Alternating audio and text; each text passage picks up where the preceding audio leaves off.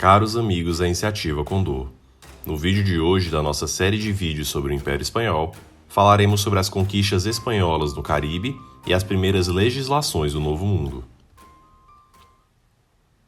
Após a conquista de Hispaniola, a relação entre os indígenas e os colonos não se mostrou nada fácil.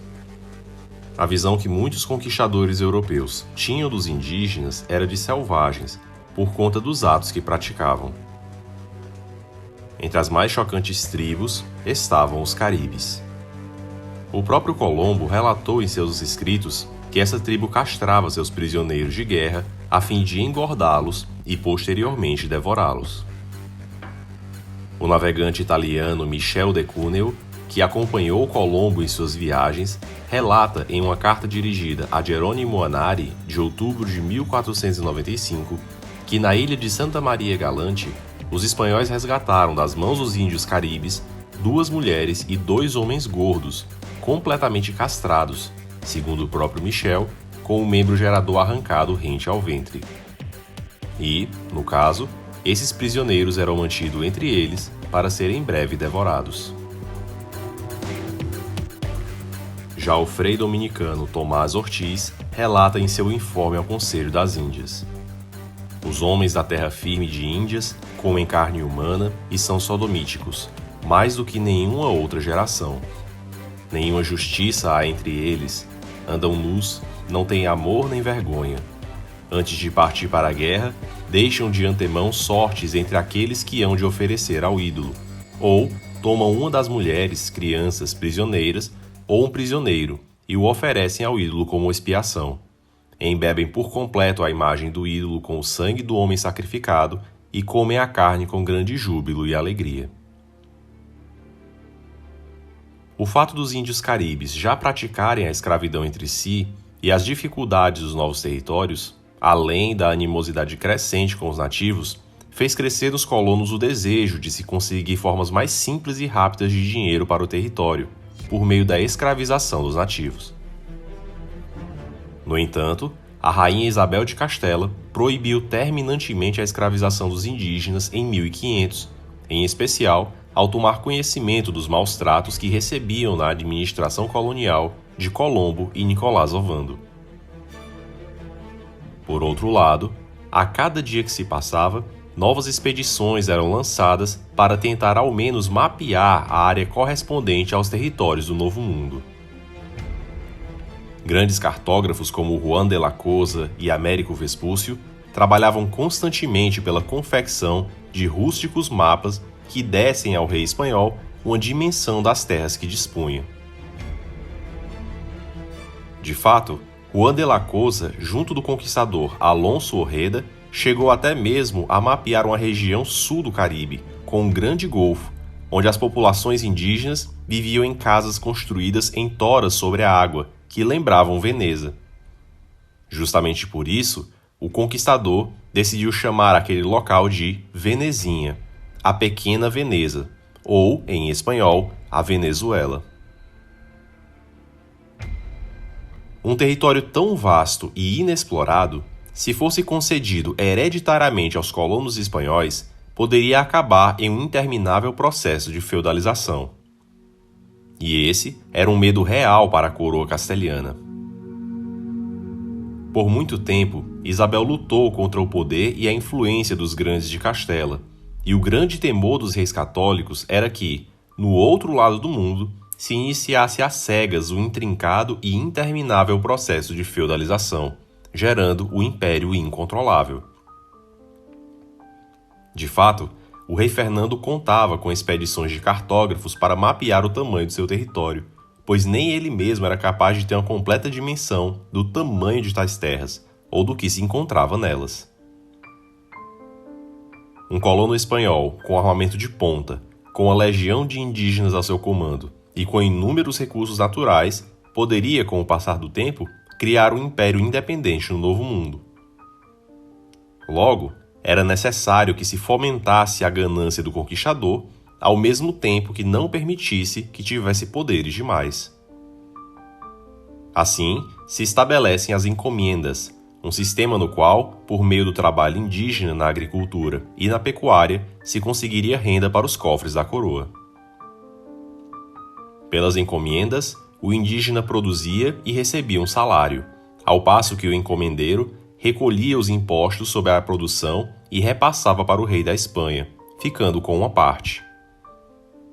Assim, o encomendeiro usufruía de um sistema similar ao feudal, com o recolhimento de tributos, o que saciava sua ganância, mas não dispunha nem de títulos de nobreza e nem de uma arraigada hereditariedade do território, o que diminuía o seu poder.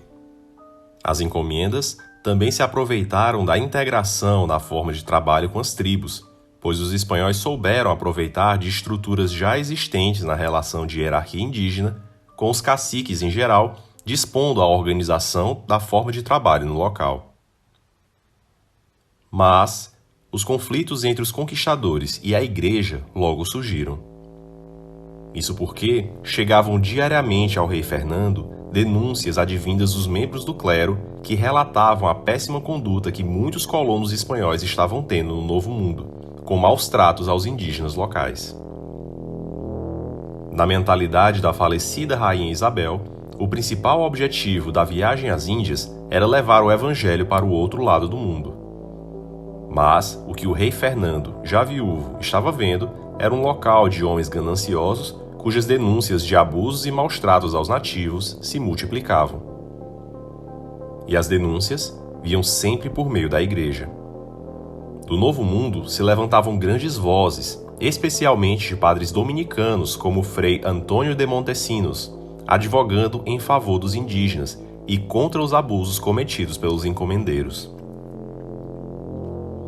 As duras palavras do Frei Montesinos inspiraram muitos clérigos a lutar contra as encomendas, em especial um jovem frei chamado Bartolomé de las Casas, que no futuro teria um papel central nessa luta. E as cartas dos frades dominicanos ressoavam na Espanha, em especial na Universidade de Alcalá de Henares, do cardeal Cisneros. Assim, o rei Fernando se encontrava diante de uma situação muito difícil.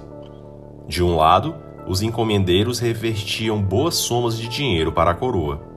Somas essas que eram importantes, inclusive para finalizar a caríssima Guerra de Nápoles. Além disso, sua ambição os fazia procurar sempre novas terras, expandindo, ocupando e, eles mesmos com sua presença e armas, protegendo o território. Por outro lado, a Igreja denunciava os maus-tratos cometidos pelos encomendeiros e questionava do rei católico os poucos esforços na catequização dos nativos e o tratamento reservado a eles enquanto súditos livres da coroa.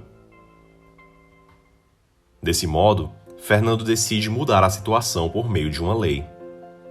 Até então, tudo o que havia era decretos reais esparsos, com ordens específicas demais ou regramentos que eram gerais demais. A codificação de uma lei que garantisse um mínimo de tratamento aos nativos seria de grande importância. Desse modo, Fernando de Aragão lança as Leis de Burgos de 1512. As Leis de Burgos regulavam o regime de trabalho, os salários, as provisões, a higiene e até mesmo os alojamentos dos indígenas sob o cuidado dos encomendeiros, também disciplinando como deveria ser ensinada a fé. As Leis de Burgos trouxeram muitas inovações de caráter humanitário. Proibiam, por exemplo, mulheres grávidas de trabalhar, proibia o trabalho infantil, proibia a prática da bigamia pelos nativos e o abandono de mulheres, e obrigava também os encomendeiros a provisionar habitação, comida aos nativos e, pela emenda de 1513, determinavam que, após 2 anos, os indígenas estariam livres para ir embora se quisessem. As Leis de Burgo foram as primeiras leis de disciplina humanística do Novo Mundo, e o rei Fernando obrigou que todos os encomendeiros possuíssem uma cópia do seu exemplar. Em 14 de janeiro de 1514, o rei Fernando de Aragão promulga a Real Cédula de 1514, a qual se garantia o status legal do casamento entre espanhóis e nativos. A Real Cédula de 1514 foi um marco do domínio espanhol das Américas, pois seria a base do que viria a ser a mestiçagem, o casamento entre espanhóis e indígenas. Por meio dos matrimônios, se conseguia um domínio facilitado do território a partir de alianças com os indígenas locais. O próprio Alonso Ojeda, conquistador que chegou à região da Colômbia e da Venezuela, casou-se com uma índia chamada Guarincha, que depois foi rebatizada sob o nome de Isabel, com quem teve 3 filhos. Dizia a Real Cédula: é nossa vontade que os índios e índias tenham, como devem, inteira liberdade para casar-se com quem quiserem, assim com índios, naturais dos nossos reinos, ou com espanhóis nascidos nas Índias, e que a isso não se ponha nenhum impedimento.